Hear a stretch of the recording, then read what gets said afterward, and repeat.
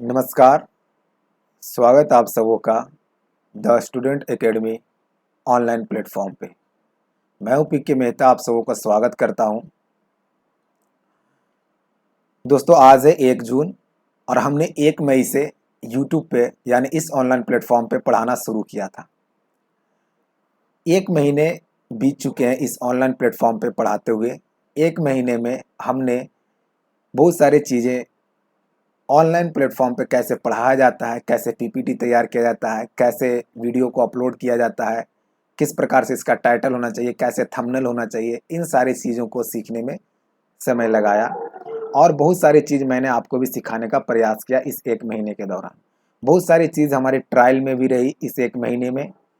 और अब जो हमारा वीडियो आएगा प्रतिदिन सुबह में 8 बजे, वो बिहार दरोगा, सचिवालय सहायक और एनटीपीसी ये सभी एग्ज़ाम को मद्देनज़र रखते हुए करेंट अफेयर प्लस में जीके का, उसके बाद जीएस का यानी साइंस का और स्टैटिस जीके का, इन सभी क्वेश्चंस का एक सामग्री करके, एक कंबाइंड करके क्वेश्चंस 50 क्वेश्चन का प्रतिदिन आपको सेट प्रैक्टिस सुबह में दिया जाएगा, जो आपको बिहार दरोगा की तैयारी करें उसमें भी काम आएगा, सचिवालय सहायक में भी काम आएगा, एनटीपीसी में भी काम आएगा, ग्रुप डी में भी काम आएगा।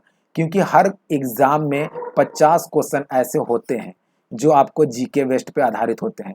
जीके का हो, उसमें साइंस का वेटेज ज़्यादा हो, करेंट अफेयर हो, स्टैटिस जीके हो, ये सारी क्वेश्चंस होते हैं। तो हमने साइंस का भी क्वेश्चन सम्मिलित करते हैं और स्टैटिस जीके को भी शामिल करते हैं, प्लस में जीके का तो क्वेश्चन होता ही है।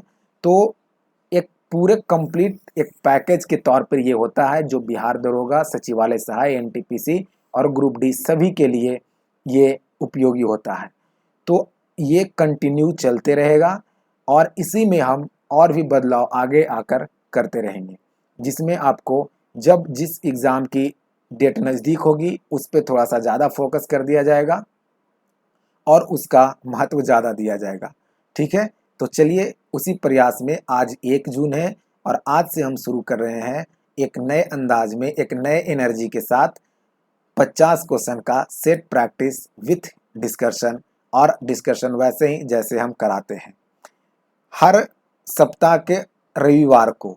पूरे 1 सप्ताह में किए गए क्वेश्चंस का डिस्कशन का कंटिन्यू जो नॉन स्टॉप टेस्ट होता है, सुपर संडे का जो टेस्ट होता है वो होगा। पूरे 1 सप्ताह में जो भी क्वेश्चंस आपको कराए जाते हैं उसके ही कुछ क्वेश्चन सेलेक्ट करके आपको संडे को सुपर संडे टेस्ट में कराया जाएगा, ताकि पूरे 1 सप्ताह का रिवीजन आपको उस वीडियो के दौरान हो जाए। उसी प्रकार से आपको महीने के लास्ट में भी पूरे महीने से कुछ क्वेश्चन उठाकर महीने के लास्ट में आपको एक टेस्ट कराया जाएगा जो पूरे महीने का आपको रिवीजन कराएगा। ठीक है, इस प्रकार से मॉर्निंग में 8 बजे आपका ये सेशन कंटिन्यू चलते रहेगा। उसके बाद अगर हमें टाइम मिलेगा तो हम आपको और भी चीज़ें, जैसे किसी भी टॉपिक को लेकर, या साइंस का टॉपिक हो या फिर आपका करेंट का कोई मुद्दा हो या आपका हिस्ट्री, ज्योग्राफी, पॉलिटिकल किसी भी प्रकार का मुद्दा हो, मैं आपको उसको लेकर आता रहूँगा एक एक करके। बीच में मैथ्स के बारे में कुछ लोग बोल रहे थे कि मैथ्स का भी सेट प्रैक्टिस चालू कीजिए, तो बहुत ही जल्द मैं उसे भी लेकर आ रहा हूँ। थोड़ी सी उसके क्वेश्चंस को तैयार करने में टाइम लग रहा है क्योंकि उसके पीपीटी को तैयार भी करना पड़ता है, तो वक्त थोड़ा कम है, अकेले हैं, सारा काम मुझे ही करना पड़ता है, तो थोड़ा वक्त कम मिलता है जिसके कारण हम वो काम नहीं कर पा रहे हैं। ठीक है, तो जैसे ही हमें थोड़ा सा वक्त मिलेगा मैथ्स का भी बहुत ही जल्द हम आपके लिए भी सेट प्रैक्टिस लेकर आएंगे। मॉर्निंग में आप इंजॉय कीजिए इसे। करेंट अफेयर के लिए अलग से क्लास नहीं आता है मेरा, इसी में हम 10 क्वेश्चन करेंट अफेयर को शामिल करते हैं। अगर सब कुछ ठीक ठाक रहा तो करेंट अफेयर को भी हम बहुत जल्द लेकर आएंगे। चलिए शुरू करते हैं इस 50 क्वेश्चन के महासंग्राम में। पहला क्वेश्चन देखते हैं क्या है। आइए पहले क्वेश्चन पे देखिए। पहला क्वेश्चन क्या कर रहा है कि भारत के उपराष्ट्रपति का निर्वाचन एक निर्वाचन गण के द्वारा किया जाता है जिसके सदस्य होते हैं। सिंपल सा क्वेश्चन में बोला आपसे ये कि उपराष्ट्रपति के निर्वाचन जो होता है उसमें कौन भाग लेते हैं, ये क्वेश्चन आपसे पूछा गया है। संसद के दोनों सदनों के सभी सदस्य, संसद के दोनों सदनों के केवल निर्वाचित सदस्य, लोकसभा और राज्य विधानसभा के केवल निर्वाचित सदस्य, राज्य विधानसभा के केवल निर्वाचित सदस्य। तो इस क्वेश्चन का जो सही आंसर है वो ए नंबर आंसर सही है। संसद के दोनों सदनों के सभी सदस्य उपराष्ट्रपति के निर्वाचन प्रक्रिया में भाग लेते हैं। ध्यान रखना है, ये क्वेश्चंस बहुत ज्यादा एग्जाम में आते हैं कि राष्ट्रपति का निर्वाचन हो या उपराष्ट्रपति का निर्वाचन हो, भाग कौन लेता है, ये सवाल बहुत ज्यादा पूछे जाते हैं एग्जाम में। तो ध्यान रखना है कि उपराष्ट्रपति का निर्वाचन में संसद के दोनों सदनों के सभी सदस्य भाग लेते हैं। यहां पे निर्वाचित और मनोनीत की बात नहीं किया जा रहा है, ठीक है, ध्यान रखना है, निर्वाचित और मनोनीत का बात नहीं किया जा रहा है। संसद के दोनों सदनों के सभी सदस्य भाग लेते हैं उपराष्ट्रपति के निर्वाचन प्रक्रिया में। ध्यान रखना है इस बात को, है ना। उपराष्ट्रपति का निर्वाचन प्रक्रिया में संसद के दोनों सदनों के सभी सदस्य। लेकिन अगर आपसे पूछे कि राष्ट्रपति के निर्वाचन में राष्ट्रपति के निर्वाचन में कौन भाग लेता है, तो राष्ट्रपति के निर्वाचन में आपको लोकसभा और राज्यसभा और कौन, विधानसभा के सभी निर्वाचित सदस्य, कौन सदस्य, निर्वाचित सदस्य भाग लेते हैं। ध्यान रखना है दोनों क्वेश्चन में कि अगर उपराष्ट्रपति के निर्वाचन संबंधित पूछेगा तो संसद के दोनों सदनों के सभी सदस्य, चाहे वो निर्वाचित हो या मनोनीत हो, भाग लेते हैं। जबकि उपराष्ट्रपति के चुनाव में, ये राष्ट्रपति के चुनाव में लोकसभा, राज्यसभा और विधानसभा के सिर्फ और सिर्फ निर्वाचित सदस्य ही भाग लेते हैं। ध्यान रखना इस बात को, है ना। उपराष्ट्रपति से संबंधित और बात करें तो उपराष्ट्रपति भारत में होगा, ये अनुच्छेद 163 में कहा गया है। अनुच्छेद 64 में कहा गया है कि उपराष्ट्रपति राज्यसभा के अध्यक्ष के रूप में काम करेंगे, ये अनुच्छेद 64 में कहा गया है। अनुच्छेद 65 में कहा गया है कि उपराष्ट्रपति राष्ट्रपति के रूप में कार्य करेंगे। किसके रूप में काम करेंगे, राष्ट्रपति के रूप में। और उपराष्ट्रपति के शपथ ग्रहण से संबंधित जो अनुच्छेद है वो है 69। तो ये सारे आर्टिकल आपको याद रखना है। 63 के तहत भारत का एक उपराष्ट्रपति होगा और ये प्रावधान यूएसए के संविधान से लिया गया। उपराष्ट्रपति का प्रावधान कहां से लिया गया, यूएसए के संविधान से लिया गया है। अनुच्छेद 64 क्या कहता है कि उपराष्ट्रपति जो हो गए वो राज्यसभा के अध्यक्ष के रूप में काम करेंगे और उपराष्ट्रपति राष्ट्रपति के रूप में कार्य करेंगे, अनुच्छेद 65 के तहत। तो ये सारी बातें आपको याद रखना है जो भी तथ्य हमने आपको बताया है। चलिए आते हैं क्वेश्चन नंबर 1 के बाद क्वेश्चन नंबर 2 पे। देखिए क्वेश्चन नंबर 2 क्या कह रहा है। क्वेश्चन नंबर 2 कह रहा है कि संसद के लिए राष्ट्रपति का अभिभाषण कौन तैयार करता है, यानी राष्ट्रपति का जो अभिभाषण होता है उसे किसके द्वारा तैयार किया जाता है। तो देखिए सबसे पहले तो आप समझिए ना कि अभिभाषण होता क्या है। अभिभाषण का मतलब सीधा आप ये समझिए कि संसद के जो दो सदन है, एक है लोकसभा और एक है राज्यसभा। जब भी लोकसभा और राज्यसभा का किसी भी विशेष प्रकार का ओकेजन होता है, यानी किसी भी विशेष प्रकार का बुलावा आता है दोनों का, या फिर लोकसभा का नवनिर्वाचित हो, यानी नया लोकसभा बना हो, या फिर लोकसभा और राज्यसभा का नए ईयर चालू हुए हो, यानी साल का पहला बैठक चल रहा हो, तो इस प्रकार के अधिवेशन को, यानी इस प्रकार के बैठक को संबोधित करने के लिए राष्ट्रपति के द्वारा दिए गए भाषण को ही अभिभाषण कहा जाता है। ठीक है, तो ध्यान रखना है कि अभिभाषण क्या होता है। तो वो मान के चलिए सीधा सीधा कि जब भी लोकसभा या राज्यसभा का नई बैठक हो या फिर साल की पहली बैठक हो, लोकसभा का निर्वाचन नया हुआ हो, तो उसकी पहली बैठक का जो अधिवेशन होगा उसका अभिभाषण कौन देता है, राष्ट्रपति। ठीक है, राष्ट्रपति देता है। तो राष्ट्रपति का अभिभाषण तैयार किन के द्वारा किया जाता है, क्वेश्चन ये पूछा गया है।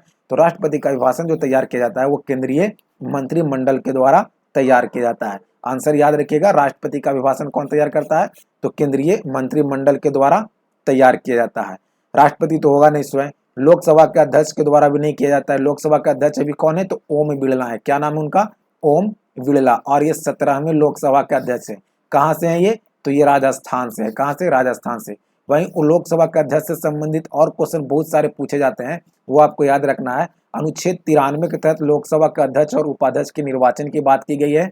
लोकसभा के पहले अध्यक्ष की अगर बात करें तो जी.बी. मावलंकर, क्या नाम, जी.बी. मावलंकर, और पद पे रहते हुए इनका निधन हो गया था। क्वेश्चन ये पूछा जाता है कि निम्नलिखित में से कौन सा ऐसा लोकसभा का अध्यक्ष थे जिनका निधन पद पे रहते हुए हो गया, तो जी.बी. मावलंकर। उसके बाद आपको इसमें और नाम याद क्या रखना है, एक नाम याद रखना है आपको, नीलम संजीवा रेड्डी का। नीलम संजीवा रेड्डी का, ये 2 बार लोकसभा के अध्यक्ष बने और ये राष्ट्रपति भी रहे हैं, राष्ट्रपति भी बने। तो क्वेश्चन ये पूछा जाता है कि लोकसभा का वह कौन सा अध्यक्ष थे जो बाद में जाकर राष्ट्रपति भी बने। तो लोकसभा के वो अध्यक्ष थे नीलम संजीवा रेड्डी, जो जाकर बाद में राष्ट्रपति के पद पे भी कार्यरत रहे और निर्विरोध निर्वाचित हुए, ये निर्विरोध, है ना। उसके बाद एक नाम याद रखना है, बाल योगी। क्या नाम याद रखना है? बाल योगी। लोकसभा के पहले दलित अध्यक्ष। याद रखना है कि लोकसभा के पहले दलित अध्यक्ष कौन बने? तो बाल योगी। उसके बाद अगला नाम जो आपको याद रखना है वो नाम है मीरा कुमार का। क्या? मीरा कुमार का। मीरा कुमार लोकसभा की पहली महिला अध्यक्ष। और दूसरी महिला अध्यक्ष कौन बनी? तो सुमित्रा महाजन। क्या नाम? सुमित्रा महाजन। तो ये सारी बातें आपको याद रखना है लोकसभा के अध्यक्ष से रिगार्डिंग। अनुच्छेद 93 के तहत इसका निर्वाचन की बात की गई है। और लोकसभा के पहले अध्यक्ष जीवी मावलंकर और नीलम संजीवा रेड्डी 2 बार बने, जो बाद में राष्ट्रपति बने। पहला दलित न्यायाधीश कौन? तो बाल योगी। और मीरा कुमार पहली महिला, दूसरी कौन? सुमित्रा महाजन। और वर्तमान में कौन है? तो ओम बिड़ला है। कौन है? ओम बिड़ला। लोकसभा के उपाध्यक्ष, ये विपक्ष के नेता भी कौन है? तो अधीर रंजन चौधरी। ध्यान रखिएगा, अधीर रंजन चौधरी। चलिए, राज्यसभा के सभापति उपराष्ट्रपति ही होते हैं और वेंकैया नायडू अभी उपराष्ट्रपति हैं, तो राज्यसभा के सभापति भी यही होंगे। क्या नाम? वेंकैया नायडू का। आइए क्वेश्चन नंबर 2 के बाद क्वेश्चन नंबर 3 पे चलते हैं। क्वेश्चन नंबर 3 देखिए क्या कह रहा है कि भारत के राष्ट्रपति पर महाभियोग चलाने के लिए कम से कम कितने दिन पूर्व सूचना आवश्यक है। देखिए, राष्ट्रपति पर महाभियोग चलाने की जो प्रक्रिया है वो सबसे पहले जानिए कि कहां से लिया गया। तो ये यूएसए के संविधान से लिया गया। कहां से लिया गया? यूएसए के संविधान से लिया गया। महाभियोग जो है राष्ट्रपति पे, वह एक अर्ध न्यायिक प्रक्रिया है। कैसा है? अर्ध न्यायिक प्रक्रिया है। कैसी प्रक्रिया है? अर्ध न्यायिक प्रक्रिया है। ये सारे क्वेश्चन पूछे जाते हैं, डायरेक्ट पूछा जाता है कि राष्ट्रपति पे महाभियोग की प्रक्रिया कैसी है। तो ध्यान रखना, अर्ध न्यायिक प्रक्रिया है। राष्ट्रपति पे महाभियोग कब लगाया जा सकता है? जब वो संविधान विरोधी काम करे, यानी संविधान का उल्लंघन करे, संविधान के खिलाफ या संविधान के विरोध में वो काम करे, तो राष्ट्रपति पे महाभियोग जैसी प्रक्रिया चलाई जाती है। महाभियोग जैसी प्रक्रिया लाया जाता है लोकसभा और राज्यसभा दोनों के द्वारा। कोई भी ला सकता है, या तो लोकसभा लाए या तो राज्यसभा लाए, दोनों में कोई भी ला सकता है। लेकिन जो सदन उस पे लाएगा वो राष्ट्रपति को पहले 14 दिन, लाने से पहले 14 दिन पहले उन्हें सूचना देगा और उसका 1/4 को परसेंटेज बोल देंगे तो कितना? 25%, है ना। 1/4 को ही 25% बोलते हैं। उस सदन का 1/4 या 25% सदस्यों का हस्ताक्षर होना चाहिए और यह सूचना दिया जाता है कि हम राष्ट्रपति के खिलाफ महाभियोग की प्रक्रिया ला रहे हैं। जो सदन महाभियोग प्रक्रिया लाता है वो सदन से 2/3 से पास करना चाहिए और उसके बाद दूसरा सदन होता है वो उसकी जांच करता है कि क्या ये महाभियोग प्रक्रिया है या सही है या गलत है। अगर दूसरा सदन जांच करके 2/3 बहुमत से पारित कर दिया गया तो समझिए कि महाभियोग प्रक्रिया पारित हो गई और उसी दिन से राष्ट्रपति अपना पद को त्याग देता है। तो ध्यान रखना है, महाभियोग प्रक्रिया जो है वो 14 दिन पहले सूचना दिया जाता है। कोई भी सदन ला सकता है, या तो लोकसभा लाए या तो राज्यसभा लाए, लेकिन जो भी लाए उसे 1/4 से उस पर हस्ताक्षर होना चाहिए और 2/3 बहुमत से उसे पारित करना चाहिए।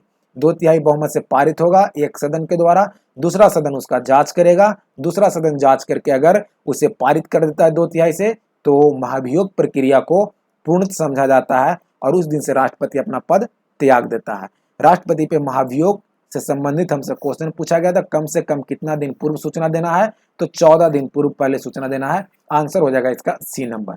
एक बहुत ही इंपॉर्टेंट क्वेश्चन जो आपको बताना है, ये एग्जाम में बहुत ज्यादा पूछा जाता है कि राष्ट्रपति के निर्वाचन मंडल में कौन भाग लेते हैं। इसके जब निर्वाचन मंडल होते हैं तो इसमें कौन भाग लेता है? तो आप जानते हैं कि लोकसभा और राज्यसभा प्लस में विधानसभा के निर्वाचित सदस्य इसके निर्वाचन प्रक्रिया में भाग लेते हैं। लेकिन अभी तक ये सवाल नहीं पूछा गया है, लेकिन क्वेश्चन पूछा जाएगा। ये आज पूछा जाएगा, कल किसी न किसी एग्जाम में ये पूछा जाएगा कि राष्ट्रपति का जो महाभियोग प्रक्रिया होता है उस महाभियोग प्रक्रिया में भाग कौन लेता है। महाभियोग प्रक्रिया जो राष्ट्रपति का होता है उसमें भाग कौन लेता है, ये क्वेश्चन आपसे पूछा जा सकता है, क्योंकि निर्वाचन जैसी प्रक्रिया में बहुत ज्यादा क्वेश्चन पूछा जा चुका है। तो आप सबको पता है कि लोकसभा, राज्यसभा, विधानसभा के सभी निर्वाचित सदस्य इसमें भाग लेते हैं। जबकि महाभियोग प्रक्रिया जो है उसमें कौन भाग लेता है, ये क्वेश्चन आप ध्यान रखिएगा। ये थोड़ा नए टाइप का क्वेश्चन है, लड़कों का नजर में नहीं है ये क्वेश्चन, विद्यार्थी इसे कम नजर में रखते हैं कि सीधा जानते महाभियोग संबंधी सारा क्वेश्चन वो पढ़ लेंगे, लेकिन ये क्वेश्चन पे वो नहीं आते हैं कि कौन उसमें भाग लेता है। तो ध्यान रखना है कि लोकसभा और राज्यसभा के सभी सदस्य महाभियोग प्रक्रिया में भाग लेते हैं। बहुत ही इंपॉर्टेंट क्वेश्चन है ये, और ये क्वेश्चन आपको कहीं पे किताब में लिखा हुआ नहीं मिलता। ये क्रिएटिव क्वेश्चन, इसे बनाया जाता है खुद से, ठीक है। तो ध्यान रखिएगा कि महाभियोग प्रक्रिया चलाई जाती है जो राष्ट्रपति पे, उसमें भाग कौन लेता है, तो भाग लेता है लोकसभा और राज्यसभा के, लोकसभा और राज्यसभा के सभी सदस्य निर्वाचित मनोनीत दोनों प्रकार के सदस्य भाग लेते हैं। देखिए यही वो सदस्य हैं जो उपराष्ट्रपति का चुनाव करते हैं। क्या आपको पीछे जो फर्स्ट क्वेश्चन था उसमें हमने आपको बताया है कि उपराष्ट्रपति के चुनाव प्रक्रिया में कौन भाग लेते हैं, तो लोकसभा और राज्यसभा के सभी सदस्य भाग लेते हैं, और यही लोकसभा और राज्यसभा के सभी सदस्य राष्ट्रपति के महाभियोग प्रक्रिया में भाग लेते हैं। तो ये क्वेश्चन आपसे पूछा जा सकता है, जो बिल्कुल नए टाइप का क्वेश्चन हो सकता है, तो ध्यान रखिएगा इस क्वेश्चन को। सही है, चलते हैं क्वेश्चन नंबर 3 के बाद क्वेश्चन नंबर 4 पे। आइए क्वेश्चन नंबर 4 देखिए क्या कर रहा है, कह रहा है गिरफ्तार किए गए व्यक्ति को मौलिक अधिकार की रक्षा किस अनुच्छेद में वर्णित है। तो देखिए मौलिक अधिकार की जो रक्षा है गिरफ्तार किया गया व्यक्ति का, वो अनुच्छेद 22 के तहत दिया गया है, ठीक है। अनुच्छेद 22 के तहत किसी भी गिरफ्तार किए गए व्यक्ति को 3 प्रकार की अधिकार दिए गए हैं। कौन कौन वो अधिकार है, सबसे पहला जो अधिकार है कि उसे गिरफ्तारी का कारण बताइए कि किस कारण से आप उसे गिरफ्तार किए हैं। दूसरा है कि 24 घंटे के अंदर उसे मजिस्ट्रेट के समकक्ष प्रस्तुत कीजिए लाने ले जाने की अवधि को छोड़कर। और तीसरा उसका जो पॉइंट है वो है कि मनपसंद वो वकील रख सकता है। 3 प्रकार के मौलिक अधिकार के तहत किसी भी गिरफ्तार किए गए व्यक्ति को संरक्षण दिया गया है। पहला कि उसे गिरफ्तारी का कारण बताइए, दूसरा उसे 24 घंटा के अंदर किसी भी न्यायालय में प्रस्तुत कीजिए और लाने ले जाने की अवधि को छोड़कर, और उसे मनपसंद का वकील रखने का भी आज़ादी है। तो ये अधिकार अनुच्छेद 22 के तहत दिया गया है गिरफ्तार किए गए व्यक्ति को मौलिक अधिकार के तहत। बात करें मौलिक अधिकार की, तो मौलिक अधिकार भारतीय संविधान के भाग 3 में वर्णन है, जिसे भारतीय संविधान का मैग्ना कार्टा कहा जाता है। भारतीय संविधान में भाग 3 में इसका वर्णन है। मौलिक अधिकार का जो साक्ष्य लिया गया भारत में, वो यूएसए के संविधान से लिया गया। कहां से लिया गया, यूएसए के संविधान से लिया गया है। तो ध्यान रखना ये क्वेश्चन। और भी इसमें जो आर्टिकल दिए गए अनुच्छेद 20 के तहत भी दोष सिद्धि की प्रावधान की गई है, यानी गिरफ्तार किए गए व्यक्तियों के लिए दोष सिद्धि का प्रावधान है। इसमें भी इसको 3 प्रकार का आरक्षण दिया गया है। क्या क्या आरक्षण है, तो देखिए सबसे पहला जो है कि एक अपराध के लिए, पहला जो संरक्षण है कि एक अपराध के लिए उसे एक ही सजा होगा, एक अपराध के लिए एक सजा होगा। उसके बाद है कि सजा वही होगा जो वर्तमान में उस अपराध के लिए वर्णित है। तीसरा वो है कि उसे खुद के खिलाफ गवाही देने के लिए बाध्य नहीं किया जा सकता है। ये सारी चीजों का चर्चा विशेष तौर पर हमने पीछे वाले वीडियो में भी किया है, ठीक है। तो ध्यान रखिएगा कि ये 3 प्रावधान अनुच्छेद 20 के तहत है। एक अपराध के लिए एक सजा वो होना चाहिए जो वर्तमान में उस अपराध के लिए वर्णित है, और खुद के खिलाफ उसे गवाही देने के लिए बाध्य नहीं किया जा सकता है। आर्टिकल 16 क्या कहता है वो समझिए। आर्टिकल 16 ये कहता है नियोजन और नियुक्ति से संबंधित, यानी सरकारी नौकरी वगैरह जो भी दिए जाते हैं वो आर्टिकल 16 के तहत ही दिए जाते हैं। अनुच्छेद 21 क्या कहता है वो समझिए। प्राण एवं दैहिक की स्वतंत्रता, विदेश जाने की स्वतंत्रता और मनपसंद का विवाह करने का, ये तीनों स्वतंत्रता ही अनुच्छेद 21 के तहत प्रदान है। अनुच्छेद 21 का क्या कहता है कि 6 वर्ष से 14 वर्ष तक के बच्चों को निःशुल्क और अनिवार्य शिक्षा दिया जाएगा। ये 86वां संविधान संशोधन 2003 के तहत जोड़ा गया। तो ध्यान रखना ये बात। तो इस क्वेश्चन का आंसर जो हो जाएगा वो डी नंबर हो जाएगा। अनुच्छेद 22 के तहत गिरफ्तार किए गए व्यक्ति को मौलिक अधिकार का संरक्षण प्रदान है। चलिए क्वेश्चन नंबर 4 के बाद आते हैं क्वेश्चन नंबर 5 पे। देखिए क्वेश्चन नंबर 5 क्या कर रहा है कि भारत के संविधान सभा ने राष्ट्रीय ध्वज को सर्वप्रथम स्वीकार किया था। राष्ट्रीय ध्वज को कब स्वीकार किया गया था भारतीय संविधान सभा के द्वारा, ये क्वेश्चन आपसे पूछा जा रहा है। तो इस क्वेश्चन का जो सही आंसर है वो डी नंबर है। 22 जनवरी 1947 को राष्ट्रीय ध्वज को स्वीकार किया गया था संविधान सभा के द्वारा। राष्ट्रीय ध्वज का जो डिजाइन तैयार किया गया वो पिंगले वेंकैया के द्वारा, है ना, पिंगले वेंकैया के द्वारा। राष्ट्रीय ध्वज को जर्मनी के स्टुअर्टगार्ड में फहराया गया था किनके द्वारा, तो मैडम भिखाजी कामा के द्वारा, जिन्हें भारतीय स्वतंत्रता क्रांति की माता कहा जाता है, मैडम भिखाजी कामा को।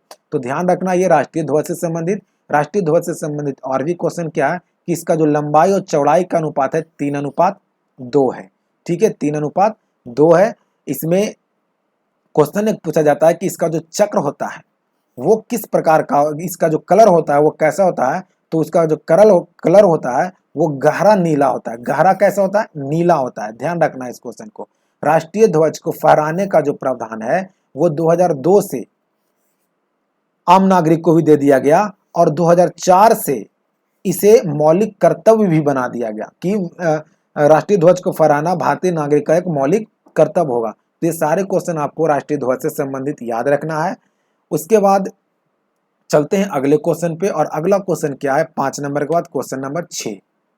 देखिए 6 नंबर क्वेश्चन कर रहा है प्रखंड यानी ब्लॉक स्तर पर पंचायत समिति क्या है, यानी प्रखंड स्तर पर या ब्लॉक स्तर पर जो पंचायत समिति होता है वो क्या होता है।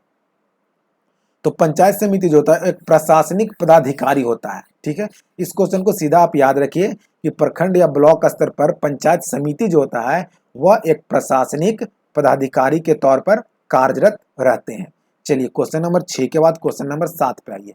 7 नंबर क्वेश्चन क्या कर रहा है कि भारतीय संविधान के किस भाग में संघीय न्यायालय का उल्लेख है, यानी संघीय न्यायालय का उल्लेख कौन सा भाग में किया गया। तो देखिए कुछ भाग ऐसे हैं जो आपको याद रखने हैं। जैसे देखिए 1, 2, 3, 4, 5 यहाँ तक लिखा हुआ है। तो भाग 1 में जो है वो संघ और उसके राज्य क्षेत्र के बारे में कहा गया है और वो 1 से 4 तक है। अनुच्छेद 1 से कितना तक है, 4 तक है। भाग 2 में जो है वो नागरिकता संबंधित वर्णन है और ये 5 से 11 तक है। कहां से, 5 से 11 तक है। भाग 3 में मौलिक अधिकार है, भाग 3 में मौलिक अधिकार है और ये 12 से 35 तक है। कहां से कहां तक है, 12 से 35 तक है। भाग 4 में आपका नीति निर्देशक तत्व है और ये 36 से 51 तक है। कहां तक है, 36 से 51 तक है। उसी प्रकार से 4 के क में जो है वो मौलिक कर्तव्य की बात की गई है, मौलिक कर्तव्य की बात की गई है। और भाग 5 में जो है वो संघ की बात की गई है और ये जो है वो 51 से लेके आपका 151 तक है। कहां तक है, 52 से लेके कहां तक है, 151 तक है। तो देखिए आपको पता है कि न्यायालय जो सर्वोच्च न्यायालय का गठन है वो अनुच्छेद 124 के तहत होता है। तो देखिए तो इसी के बीच तो अनुच्छेद 124 आ रहा है। इसका मतलब संघीय न्यायालय का जो वर्णन है वो संविधान के भाग किस में है, भाग 5 में है। कौन सा भाग में है, भाग 5 में है। तो आंसर इसका क्या हो जाएगा, भाग 5। देखिए ये सारे क्वेश्चन आपसे पूछे जाते हैं एग्जाम में। आपको याद रखना है कि भारतीय संविधान में भाग 1 जो है वो किसका वर्णन करता है, संघ और राज्य क्षेत्र का, अनुच्छेद 1 से 4 तक है। नागरिकता संबंधित वर्णन भाग किस में है, तो भाग 2 में है, अनुच्छेद 5 से 11 तक। मौलिक अधिकार का वर्णन भाग 3 में है, ये 12 से 35 तक। नीति निर्देशक तत्व का वर्णन भाग 4 में है, 36 से 51 तक। मौलिक कर्तव्य 4 के क में है। संघ भाग 5 में न्यायालय से संबंधित वर्णन है। उसके बाद देखिए आपसे और क्वेश्चन क्या क्या पूछा जाता है, भाग 15, भाग 17, भाग 18 और भाग 20। भाग 15 क्या है, तो निर्वाचन से संबंधित, निर्वाचन से संबंधित। भाग 17 क्या है, तो राजभाषा से संबंधित है। भाग 18 क्या है, तो आपातकाल का वर्णन है इसमें। और भाग 20 में क्या है, तो संविधान संशोधन है, संविधान संशोधन संबंधित बात की गई है भाग 20 में। तो ये सारी भाग जो है आपको टोटल भारतीय संविधान में कितने भाग हैं, तो 22 भाग हैं। 22 भाग में आपको 1, 2, 3, 4, 5 तक याद रखें, 1, 9 को याद रखें जिसमें पंचायती राज्यों से संबंधित वर्णन किया गया है भाग 9 में। इधर 15, 17, 18 और 20 को याद रखना है। ये सारे क्वेश्चंस आपको याद रखने हैं। क्वेश्चंस एग्जाम में ये सारे डायरेक्ट पूछे जाते हैं आपसे और इस टाइप के क्वेश्चन बिल्कुल आते हैं एग्जाम में। चलिए क्वेश्चन नंबर 7 के बाद क्वेश्चन नंबर 8 पे आइए। क्वेश्चन नंबर 8 में क्या कर रहा है, कि वित्तीय आपात प्रथम बार कितने दिनों के भीतर संसद के दोनों सदनों के सम्मुख रखा जाना चाहिए। देखिए क्वेश्चन ये पूछा गया वित्तीय आपात से संबंधित। तो सबसे पहले आप जानिए कि वित्तीय आपात होता क्या है। तो जब किसी देश की वित्तीय स्थिति यानी आर्थिक स्थिति चरमरा जाती है, यानी आर्थिक स्थिति वहां पे गड़बड़ा जाती है, यानी वहां पे अब मतलब आर्थिक स्थिति बिल्कुल संकट में आ गई है, तो उस स्थिति में राष्ट्रपति के द्वारा वित्तीय आपात की घोषणा की जाती है। तो वित्तीय आपात की घोषणा जो किया जाता है अनुच्छेद 360 के तहत किया जाता है, और ये पहली बार 2 माह के लिए, कितने माह के लिए, 2 माह के लिए घोषणा किया जाता है। 2 माह के बाद इसे लोकसभा और राज्यसभा के द्वारा इसे पारित करना होता है साधारण बहुमत से, और जब ये पारित हो जाएगा तो इसे 6-6 महीना करके आगे बढ़ाया जा सकता है। इसका मैक्सिमम जो टाइम है वो फिक्स नहीं है, ये कब किसी भी कितने भी लंबे टाइम तक ये जा सकता है, लेकिन इसे कभी भी वापस भी लिया जा सकता है। तो पहली बार जो लाया जाता है वित्तीय आपात वो 2 माह के लिए, उसके बाद 6-6 महीना के लिए इसे बढ़ाया जाता है। मैक्सिमम टाइम इसका कोई लिमिट नहीं है। तो ध्यान रखना वित्तीय आपात पहली बार कितने माह के लिए लाया जाता है, 2 माह के लिए। आंसर इसका क्या हो जाएगा, बी नंबर क्वेश्चन का आंसर हो जाएगा। कल भी मैंने इस क्वेश्चन पे चर्चा किया था, और कल भी मैंने आपको बताया था एक क्वेश्चन बहुत ही इंपॉर्टेंट, कि अगर लोकसभा विघटित हो, उस समय वित्तीय आपात का घोषणा किया गया हो, तो नवनिर्वाचित जो लोकसभा होगा उसे कितने दिन के भीतर वित्तीय आपात पे संस्तुति देना होता है। ये क्वेश्चन आप कल बताए थे। आज आपको आंसर इसमें टाइप करना है कमेंट्स बॉक्स में कि कितने दिन के भीतर उसको संस्तुति देना पड़ता है। 8 नंबर क्वेश्चन के बाद क्वेश्चन नंबर 9 पे आइए। देखिए 9 नंबर क्वेश्चन क्या कर रहा है कि सामाजिक सुरक्षा व सामाजिक बीमा किस सूची का विषय है। तो सामाजिक सुरक्षा और सामाजिक बीमा जो है वो समवर्ती सूची का विषय है। किसका विषय है, समवर्ती सूची का विषय है। ध्यान रखना है, केंद्र सूची पे केंद्र कानून बनाता है, राज्य सूची पे राज्य कानून बनाता है, समवर्ती सूची पे केंद्र और राज्य दोनों कानून बनाते हैं। इन सभी सूचियों का वर्णन भारतीय संविधान के 7वीं अनुसूची में किया गया। कौन सा अनुसूची में, 7वीं अनुसूची में किया गया है। समवर्ती सूची का प्रावधान कहां से लिया गया है, तो ऑस्ट्रेलिया के संविधान से, ऑस्ट्रेलिया के संविधान से समवर्ती सूची का प्रावधान लिया गया है। अवशिष्ट शक्ति किसके पास होता है, तो अवशिष्ट शक्ति केंद्र के पास होता है। ध्यान रखना ये सारी बातें, केंद्र सूची, राज्य सूची, समवर्ती सूची क्या है, तो केंद्र जिस पे कानून बनाएगा, राज्य जिस पे कानून बनाएगा, और समवर्ती सूची में दोनों कानून बनाएगा। लेकिन अगर दोनों में तकरार हो जाएगा तो केंद्र सूची का कानून पारित होता है। चलिए 9 नंबर क्वेश्चन के बाद क्वेश्चन नंबर आते हैं 10 पे। चलिए देखिए क्वेश्चन नंबर 10 क्या कर रहा है। 10 नंबर क्वेश्चन कर रहा है कि योजना आयोग का प्रस्ताव किसने और कब प्रस्तुत किया था। योजना आयोग का जो प्रस्ताव था वो किसने और कब प्रस्तुत किया था, तो योजना आयोग का प्रस्ताव जॉन मथाई के द्वारा 1950 में प्रस्तुत किया गया था। ध्यान रखना योजना आयोग जो कि अब समाप्त हो गया और इसके स्थान पे आ गया है NITI, NITI Aayog, national institute of transforming India इसका फुल फॉर्म होता है। 1 जनवरी 2015 से यह कार्यरत है योजना आयोग के स्थान पर। इसके अध्यक्ष होते हैं प्रधानमंत्री, और इसके उपाध्यक्ष जो है अभी राजीव कुमार है। कौन है, राजीव कुमार है, और अध्यक्ष इसका प्रधानमंत्री होता है। भारत सरकार का थिंक टैंक के रूप में ये कार्य करता है। तो ध्यान रखना नीति आयोग के बारे में भी, और योजना आयोग का जो प्रस्ताव प्रस्तुत किया गया था किनके द्वारा, तो जॉन मथाई के द्वारा 1950 में। चलिए क्वेश्चन नंबर 11 पे आइए। क्वेश्चन नंबर 11 का रहा है मौलिक अधिकार में संशोधन करने की सक्षम है कौन, यानी कौन कर सकता है मौलिक अधिकार में संशोधन। हमने पीछे क्वेश्चन में आपको मौलिक अधिकार से संबंधित बहुत सारे प्रावधान बताए, यहाँ पे आपको जानने के लिए मिलेगा कि मौलिक अधिकार से संबंधित 3 इंपॉर्टेंट क्वेश्चन। मौलिक अधिकार का जो है वो करा है कि संशोधन करने का अधिकार किसके पास है, तो संशोधन करने का अधिकार जो है वो संसद के पास है। किसके पास है, संसद के पास है। इसे लागू करने का अधिकार किसके पास है, तो सर्वोच्च न्यायालय के पास है। किसके पास है, सर्वोच्च न्यायालय के पास है। और लागू हो गया, संशोधन हो गया, उसके बाद एक क्वेश्चन और आता है कि मौलिक अधिकार में संशोधन करने के लिए सक्षम संसद हो गया, और सर्वोच्च न्यायालय जो हो गया उसे लागू कराता है, और स्थगित कौन करेगा उसे, यानी उसे क्या बोलते हैं, अविलंबित करेगा कौन, तो उसे राष्ट्रपति के द्वारा किया जाता है। तो ध्यान रखना ये क्वेश्चन अगर आपसे पूछेगा कि मौलिक अधिकार में संशोधन कौन करता है, तो राष्ट्रपति, और सर्वोच्च न्यायालय उसे लागू करता है। ठीक है, चलिए आगे आते हैं 11 नंबर क्वेश्चन के बाद क्वेश्चन नंबर 12 पे। क्वेश्चन नंबर 12 देखिए क्या कर रहा है कि वर्ष 2005 में सूचना का अधिकार की परिपाटी में अग्रणीय व्यक्ति कौन थे। तो सूचना के अधिकार के अग्रणीय परिपाटी जो थे वो अरुणा राय थे। 2005 से सूचना का अधिकार शुरू किया गया। ध्यान रखना है कौन थे उसके अग्रणीय, यानी उसमें प्रमुख व्यक्ति कौन थे ये पूछा जा रहा है। तो अरुणा राय उसमें प्रमुख व्यक्ति थे। और सूचना का अधिकार जो आरटीआई है वो भी संविधान के अनुच्छेद 19 के 1 के तहत ही लागू किया जाता है। सुंदरलाल बहुगुणा का संबंध आप जानते हैं चिपको आंदोलन से। कौन सा आंदोलन से? चिपको आंदोलन से है। इनका हाल में निधन हो गया। इनसे क्वेश्चन एग्जाम में जरूर आएगा, ध्यान रखना है। और चिपको आंदोलन 1973 में शुरू किया गया था। कब शुरू किया गया था? 1973 में शुरू किया गया था। चिपको आंदोलन के तौर पे ही कर्नाटक में, कहाँ पे? कर्नाटक में एक आंदोलन चलाया गया था जिसका नाम था अपिक्को आंदोलन। क्या नाम था? अपिक्को आंदोलन, जो 1973 में ये भी चला था। तो ध्यान रखना है चिपको आंदोलन, अपिक्को आंदोलन कहाँ पे चला, कब चला, आपको हमने बता दिया। पीएन भागवती का नाम संबंधित है किससे? तो जनहित याचिका से। जनहित याचिका से सीधा क्वेश्चन पूछा जाता है कि जनहित याचिका से संबंधित कौन सा न्यायाधीश थे? तो पीएन भागवती। चलते हैं अगले क्वेश्चन पे। क्वेश्चन नंबर 13 पे आइए। क्वेश्चन नंबर 13 देखिए क्या कह रहा है। कह रहा है उत्तर पूर्वी राज्यों के दक्षिणी सिरे में अंतिम स्थान पर स्थित ब्लू माउंटेन का क्षेत्र है।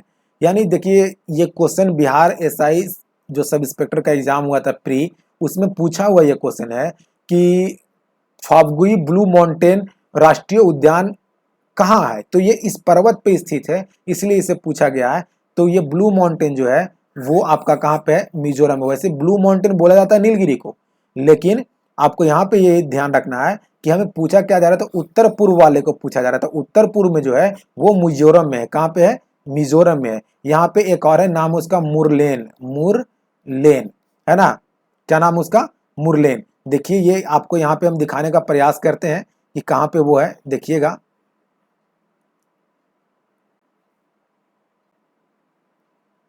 देखिए ये आपको दिखाई पड़ रहा है। अगर ये यहाँ पे मिजोरम है देखिए, और यहाँ पे मुरलेन है, और फुगुई नीला पर्वत, यही ब्लू माउंटेन वहां पे लिखा हुआ है। तो ये वाले जो पर्वत है वही आपसे पूछा जा रहा है। और ये दोनों क्वेश्चन जो है वो आपका सब इंस्पेक्टर के एग्जाम में पूछा गया है। तो यहाँ से ध्यान रखना क्वेश्चन ये पूछे जाते हैं, ठीक है। देखिए अभी हम क्वेश्चन पे थे, कहाँ पे?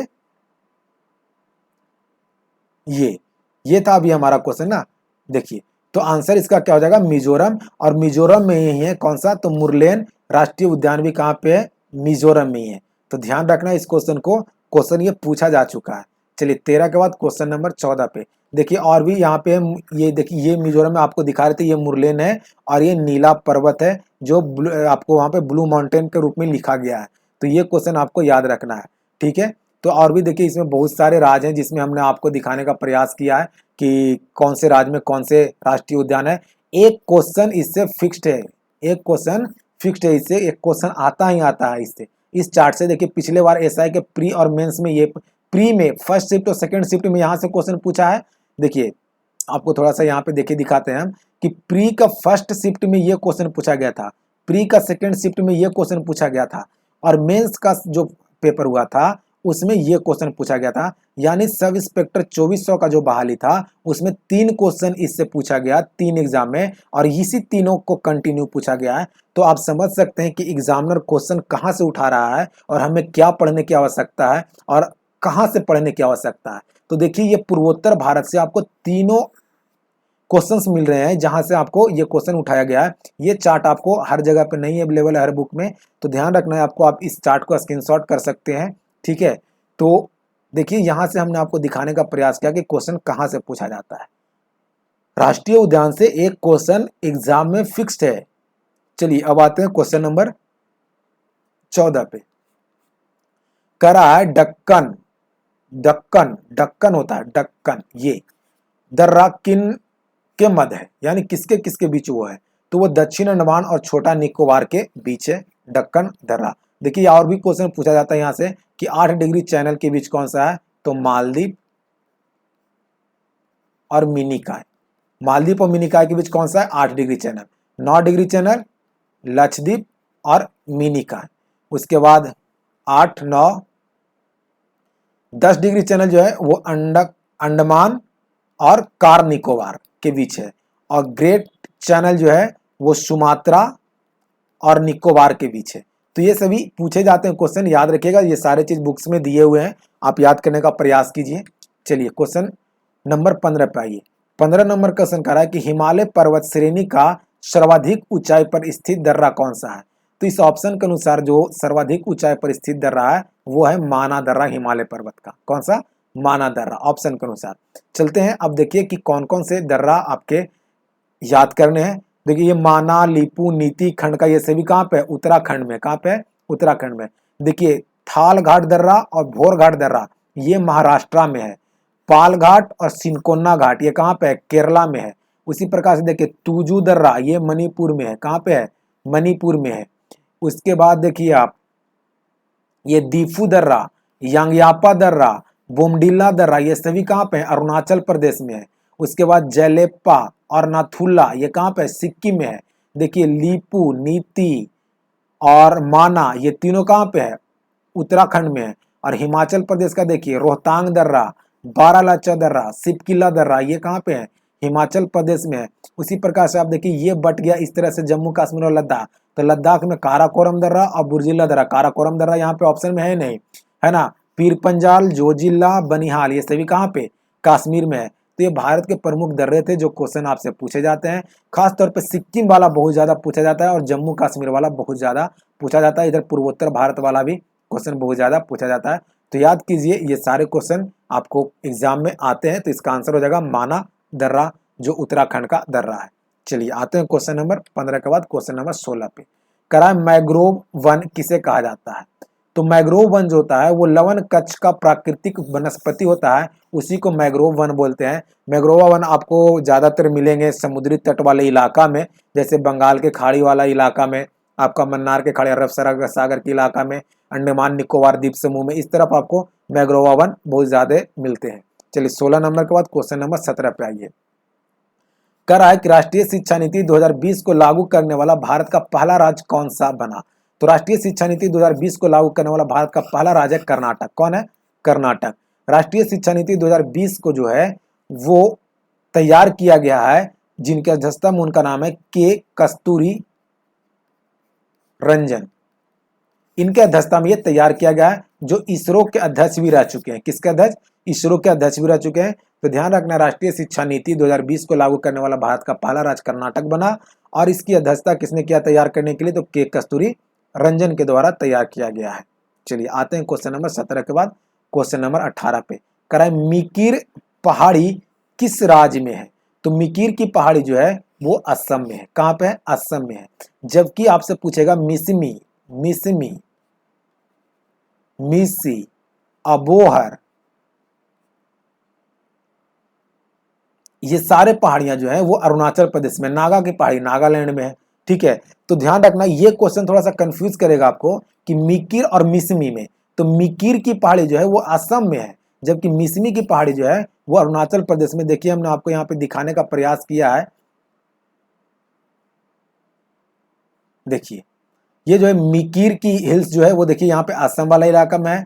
अबोर और इधर में है आपका मिकी, ये मिसमी, ये सभी जो पहाड़ियां हैं वो अरुणाचल प्रदेश का हिस्सा है। तो ध्यान रखिएगा, देखिए यहाँ पे जो है वो आपका मिकिर की पहाड़ी को दिखाया गया है। तो ध्यान रखना ये सारे चीज आपको क्वेश्चंस आते रहते हैं एग्जाम में। चलिए आते हैं क्वेश्चन नंबर अब 18 के बाद 19 नंबर पे। देखिए 19 नंबर क्वेश्चन आपको क्या कर रहा है। 19 नंबर क्वेश्चन कर रहा है कि निम्नलिखित पर्वत श्रृंखला में कौन सा एक भारत में अवस्थित नहीं है।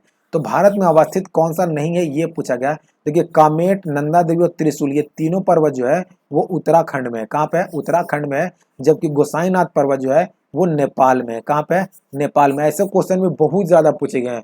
17 की वैकेंसी में भी पूछा गया था, इस बार भी पूछा गया है। तो ये क्वेश्चन आपको पर्वत से संबंधित जो है वो आप जरूर याद कीजिए। इस प्रकार के क्वेश्चन, गोसाईनाथ जो है वो नेपाल में है। एक एक करके टॉपिक हम लेकर आएंगे, थोड़ा अभी समय नहीं मिल रहा है जिसके कारण हम इस प्रकार के टॉपिक को नहीं लेकर आते हैं। जो भी एग्जाम ओरिएंटेड टॉपिक है, जो बहुत ही महत्वपूर्ण है एग्जाम से संबंधित और जो थोड़ा कंफ्यूजन का सब्जेक्ट है, उसे मैं एक एक टॉपिक करके पढ़ाता जाऊंगा और क्लियर होता जाएगा आपका ये। हमने कभी वीडियो में लाइक सब्सक्राइब के लिए नहीं बोलते हैं, लेकिन इसका मतलब ये नहीं है कि आप वीडियो को सिर्फ देखते रहिए और लाइक नहीं कीजिए। वीडियो को देखते हैं, कुछ सीखते हैं, तो वीडियो को थोड़ा लाइक कर दिया कीजिए। और क्या जाता है लाइक करने में, बस थोड़ा सा ही तो टच करना है, तो बस टच कर दिया कीजिए लाइक बटन को, और दोस्तों में शेयर कर दीजिए। चैनल पे नए हैं तो सब्सक्राइब भी कर दीजिए। हम अपना काम कर रहे हैं, आप अपना काम करिए ईमानदारी से।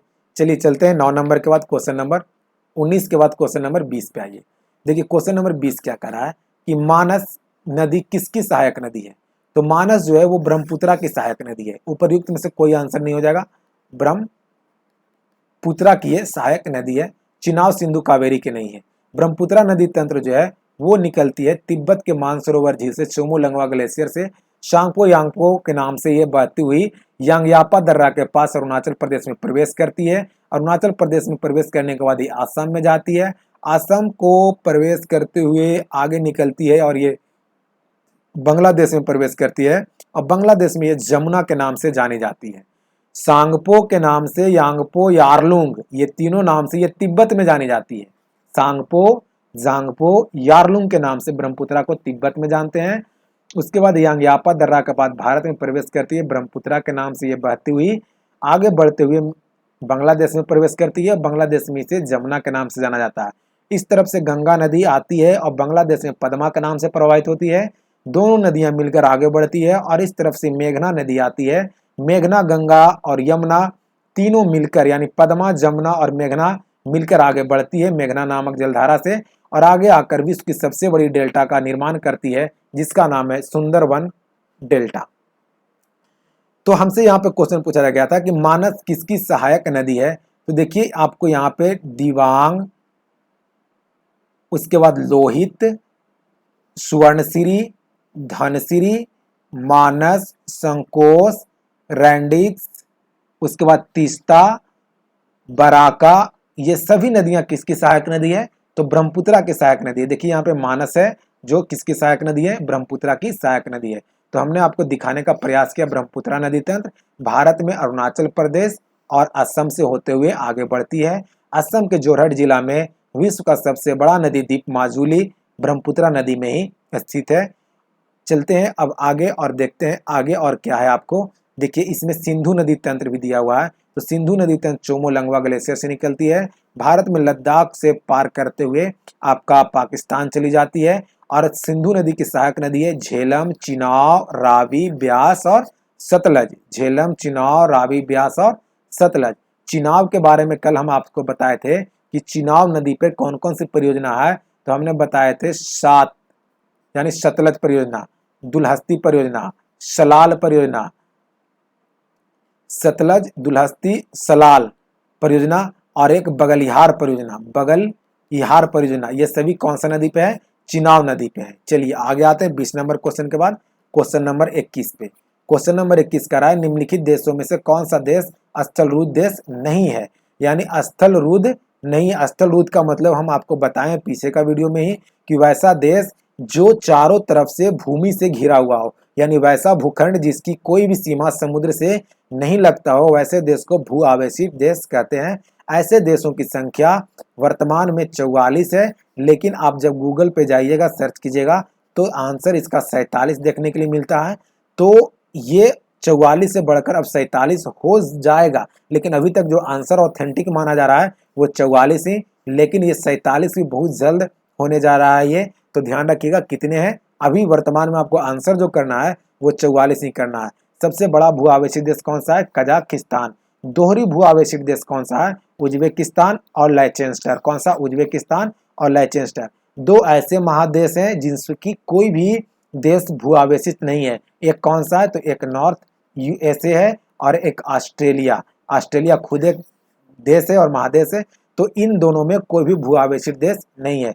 सबसे ज्यादा भू आवेशित देश जो है वो अफ्रीका महादेश में। कहाँ पे है, अफ्रीका महादेश में सबसे ज्यादा भू आवेशित देश है।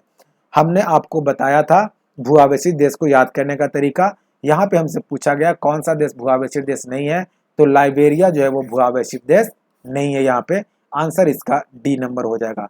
हमने आपको एशिया का बताया था और दक्षिण अमेरिका का बताया था कि कौन कौन सा देश भू आवेशित है। एक है पेरू और एक है बोलीविया, ये दक्षिण अमेरिका में है जो आपका भू आवेशित देश है। यूरोप में ये आपका एशिया में कौन कौन बताए थे, तो एशिया में बताए थे नेपाल, भूटान, ऊपर में मंगोलिया, इस तरफ लाओस और इस तरफ आपको अजरबैजान। ये कितने हो गए, 1 2 3 4 5 ये हो गए। 6 और कौन कौन सा है, तो तान वाले देश में, तान वाले जैसे Afghanistan, Pakistan, Uzbekistan, Turkmenistan, Tajikistan, ये सभी देशों में पाकिस्तान को छोड़ दीजिए बाकी जितने सारे देश हैं वो सभी भूआवेशित देश हैं। उसी प्रकार से हमने अफ्रीका में भी बताया था कि चाड, चाड हो गया, उसके बाद आपको जैसे माली हो गया, मलावी हो गया, जिम्बाब्वे हो गया, जाम्बिया हो गया, युगांडा हो गया, रवांडा हो गया, लुआंडा हो गया, ये सभी देश जो हैं वो भूआवेशित देश हैं अफ्रीका के। तो इस प्रकार से आपको भूआवेशित देश याद करना है। ऐसे क्वेश्चन एग्जाम में आते रहे हैं और आगे भी मिलते रहेंगे। हम आपको ऐसे क्वेश्चन को याद करा देंगे, बस आप वीडियो के साथ बने रहिए, पूरा वीडियो को देखिए और लाइक जरूर करें हमारे वीडियो को और दोस्तों में शेयर भी करें। चलिए क्वेश्चन नंबर 21 के बाद क्वेश्चन नंबर 22 पे आइए। 22 नंबर क्वेश्चन क्या करा है, चितवन घाटी किस देश में है, तो चितवन घाटी है नेपाल में। कहाँ पे है, नेपाल में है। नेपाल जिसके प्रधानमंत्री का नाम है खड़ग सिंह ओली और विद्या देवी भंडारी क्या है यहाँ के राष्ट्रपति हैं। नेपाल चर्चा में रहा है, क्यों चर्चा में रहा है, तो ये पहला जो कारण है इसका चर्चा में रहने का कि इसने भारत के 3 ऐसे स्थल जिसे अपने नए मानचित्र में दिखा दिया, ये जिसके कारण ये चर्चा में रहा। वो 3 स्थल कौन है, तो एक लिम्पियाधुरा और एक है लीपू लेक और एक है काला पानी। ये तीनों स्थल को वो अपने नए मानचित्र में दिखाया, जिसके कारण एक विवाद के कारण नेपाल अभी चर्चा में रहा था। वो नेपाल कहता है कि 1816 का जो सुगौली की संधि था उसके तहत ये तीनों स्थान को नेपाल का हिस्सा बताया गया है। तो ध्यान रखना है, लिम्पियाधुरा, लीपू लेक और काला पानी को नेपाल ने अपने हिस्से में बताया था। एक और हिस्सा था जो यूपी और बिहार के बॉर्डर पे, जहाँ पे पश्चिम चंपारण में एक जगह था जिसका नाम था सुस्ता, सुस्ता क्षेत्र को भी नेपाल ने अपने हिस्से में दिखा दिया था, जिसके कारण ये चर्चा में था विवादों से। तो चलते हैं अगले क्वेश्चन पे। 22 नंबर क्वेश्चन के बाद क्वेश्चन नंबर 23 पे आइए। क्वेश्चन नंबर 23 कह रहा है श्वेत रक्त कोशिका WBC अथवा कनिकाएं निम्नलिखित में से क्या कार्य करती है। यानी क्वेश्चन में आपसे पूछा गया है कि WBC का जो कार्य है वो क्या है। तो आपको पता है कि WBC प्रतिरक्षा तंत्र को मजबूत करता है और वो होने वाले रोग से रक्षा करता है हमें, यानी रोग से होने वाले जो भी होते हैं उसे हमें रक्षा करते हैं। तो कवान रोगों का विनाश करना, ये ऑप्शन थोड़ा गलत लिखा हुआ है, यानी सीधा सा आप समझिए कि जो रोग होता है ना उसको उससे रक्षा करता है। ये ऑप्शन मिस्टेक है, टाइपिंग मिस्टेक है ये। तो रोगों से रक्षा करना WBC का मुख्यतः कार्य है, ये ध्यान रखना आपको। ऑक्सीजन और CO2 का परिवहन कौन करता है, तो ऑक्सीजन और CO2 का परिवहन करता है RBC। कौन करता है, RBC। मानव शरीर में ऑक्सीजन और CO2 का परिवहन करना किसका काम है, RBC का। मानव शरीर को रक्षा प्रदान करना WBC का काम है और उसके रक्त को थक्का बनाने का जो काम है वो रक्त बिंबाणु के द्वारा, किसके द्वारा, रक्त बिंबाणु के द्वारा। ध्यान रखना है, रक्त बिंबाणु के द्वारा। रक्त में जो थक्का बनता है वो कौन से प्रोटीन के कारण, तो फाइब्रिनोजेन प्रोटीन के कारण। और रक्त में थक्का नहीं बनता है शरीर के अंदर, वो किसके कारण, तो वो हिपैरिक नामक प्रोटीन के कारण रक्त में थक्का नहीं बनता है।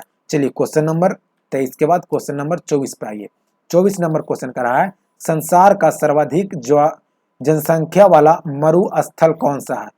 मरुस्थल गलत लिखा हुआ है, कौन सा है ना। तो हमें सिर्फ क्वेश्चन देखिए कि संसार का सर्वाधिक जनसंख्या वाला मरुस्थल कौन सा है। तो सर्वाधिक जनसंख्या जो मरुस्थल में रहते हैं वो है आपके थार। सबसे बड़ा मरुस्थल सहारा है, लेकिन जनसंख्या वहां पे निवास नहीं करता है। जितना जनसंख्या सहारा ये थार मरुस्थल में निवास करती है उतना सहारा में निवास नहीं करती है। तो देखिए अब यहाँ से एक क्वेश्चन बहुत ही इंपॉर्टेंट है जो मैं आपको बताने जा रहा हूँ। जैसे पहले आप ये देख लीजिए कि सहारा मरुस्थल जो है वो अफ्रीका में हो गया, गोबी मरुस्थल मंगोलिया में हो गया और दक्षिण पश्चिम अफ्रीका में आपका कालाहारी मरुस्थल हो गया। अगर क्वेश्चन में आपसे पूछे कि विश्व का सबसे बड़ा मरुस्थल कौन सा है, और ऑप्शन में आपको सहारा भी है, अंटार्कटिका भी है, गोबी है, थार है, तो आंसर आप क्या कीजिएगा।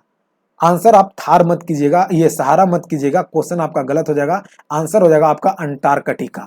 विश्व का सबसे बड़ा मरुस्थल है अंटार्कटिका। ध्यान रखिएगा इस बात को कि विश्व का सबसे बड़ा मरुस्थल है अंटार्कटिका। आप सहारा आंसर इसलिए करते हैं, सहारा आंसर इसलिए आप करते आए हैं, सहारा आपको इसलिए याद है कि कभी ऑप्शन में अंटार्कटिका को दिया ही नहीं। अगर जिस दिन ऑप्शन में अंटार्कटिका को दे दिया और सहारा को भी ऑप्शन में दे दिया तो आप कदापि आंसर मत कीजिएगा कि विश्व का सबसे बड़ा मरुस्थल सहारा है। आंसर आपका गलत हो जाएगा। आप आंसर अंटार्कटिका को कीजिएगा। मरुस्थल का मतलब ये नहीं होता है कि भूमि उसकी बालू वाली हो, यानी मरुभूमि हो उसका। मरुस्थल का मतलब ये है कि ऐसा स्थान जहाँ पे ना तो पेड़ पौधे जीव जंतु किसी भी प्रकार का वातावरण वहाँ पे बन ही नहीं सकता है, यानी किसी भी प्रकार का वहाँ पे जीव जंतु पेड़ पौधे पादप किसी भी प्रकार के वहाँ पे आप पनप ही नहीं सकते, यानी हो ही नहीं सकता है। वैसे स्थान को वह आपका मरुस्थल बोला जाता है। तो आपको ध्यान रखना है कि विश्व का सबसे बड़ा मरुस्थल कौन सा है, तो अंटार्कटिका। अंटार्कटिका ऑप्शन में नहीं रहता है, इसलिए आप आंसर कीजिएगा किसे, सहारा को। जैसे ही ऑप्शन में आपको अंटार्कटिका मिले आंसर आप अंटार्कटिका को कीजिएगा। उसी प्रकार से हमने आपको यहाँ से चार्ट में दिया है क्वेश्चन। ये एसआई में बहुत ज्यादा पूछा जा रहा है कि विश्व के प्रमुख मरुस्थल में निम्नलिखित में से कौन से कहाँ पे है। आप इसे थोड़ा सा रीड कर लीजिएगा, स्क्रीनशॉट इसका ले लीजिएगा। गोबी मरुस्थल कहाँ है, तकला मकान कहाँ पे है, काराकुम्स कहाँ पे है, ये सारे क्वेश्चन आपसे पूछे जाते हैं। उम्मीद करते हैं कि आपको ये सारे जो कंटेंट दे रहे हैं वो आपको पसंद आ रहा होगा और इससे भी बेहतर कंटेंट लाने का प्रयास हम करेंगे। हर एक अगले सेट में हम नया और एक बेहतर कंटेंट देने का प्रयास आपको करते हैं। तो अगर आपको लगता है कि ये मेहनत सही है तो हमारी मेहनत के लिए आप हमारे वीडियो को लाइक करें और दोस्तों में शेयर करें। चले चलते हैं 24 नंबर क्वेश्चन के बाद क्वेश्चन नंबर 25 पे। 25 नंबर क्वेश्चन देखिए क्या करा है, हदीस क्या है। तो हदीस एक इस्लामी कानून है। सीधा सा बात आप ये समझिए कि हदीस क्या है, तो हदीस एक इस्लामी कानून है बस। आइए 26 नंबर क्वेश्चन करा है, बहमनी साम्राज्य का स्थापना किस वर्ष हुआ था। तो बहमनी साम्राज्य का स्थापना 1347 में हुआ था। मोहम्मद बिन तुगलक के समय में हसन गंगू के द्वारा किया गया था। इसकी राजधानी थी गुलबर्गा, इसका मुद्रा था हुन और इसकी राजधानी हो गया हुन, इसका मुद्रा हो गया, इसकी भाषा थी मराठी। ये सारी तथ्य आपको याद रखना है कि बहमनी साम्राज्य की भाषा क्या थी, तो मराठी, मुद्रा क्या थी हुन, राजधानी कहाँ थी गुलबर्गा, किसके काल में, मोहम्मद बिन तुगलक के काल में, और हसन गंगू के द्वारा इसकी स्थापना किया गया था। बहमनी साम्राज्य की यात्रा पर एक रूसी यात्री आता है। कहाँ का रूसी यात्री आता है जिसका नाम है निकीतन। क्या नाम है, निकीतन। ये मोहम्मद तृतीय के समय में आता है। बहुत ही इंपॉर्टेंट क्वेश्चन है, आप इसे याद रखिएगा। बहमनी साम्राज्य की यात्रा पे रूस का एक यात्री आता है निकेतन, जो मोहम्मद तृतीय के समय में आता है। बहमनी साम्राज्य मोहम्मद बिन तुगलक के समय में। 1336 में किसकी स्थापना, तो 1336 में आपका विजयनगर, किसका, विजयनगर साम्राज्य की स्थापना हरिहर और बुक्का के द्वारा किया गया। चलिए क्वेश्चन नंबर 26 के बाद 27 पे आइए। करा प्रसिद्ध राग गोविंद की रचयिता कौन है। राग गोविंद की रचयिता है मीराबाई। कौन है, मीराबाई। मीराबाई जो है वो चैतन्य महाप्रभु के समकालीन थे और ये कृष्ण भक्त के भक्ति कवि थे। कृष्ण भक्त के भक्ति कवि थे, चैतन्य महाप्रभु के समकालीन थे। राग गोविंद मीराबाई का रचना है। सही है। जयदेव जो गीत गोविंद के लेखक हैं, गीत गोविंद के लेखक कौन, जयदेव। कबीर का रचना आप जानते हैं, शबद, रमैनी, विजय, ये सभी कबीर के रचना है। आइए क्वेश्चन नंबर 27 के बाद 28 पे। करा हुमायूं द्वारा चुनार दुर्ग पर आक्रमण कब किया गया था। तो हुमायूं द्वारा चुनार दुर्ग पर आक्रमण किया गया था 1932 में। हुमायूं द्वारा युद्ध लड़ा गया 31, 39, 40, 55। ये सभी 1500 ईस्वी के डेट है। 1531, 1539, 1540, 1555। ये हुआ देवरा का युद्ध, ये हुआ चौसा का युद्ध, ये हुआ बिल ग्राम का युद्ध और ये हुआ सरहिंद का युद्ध।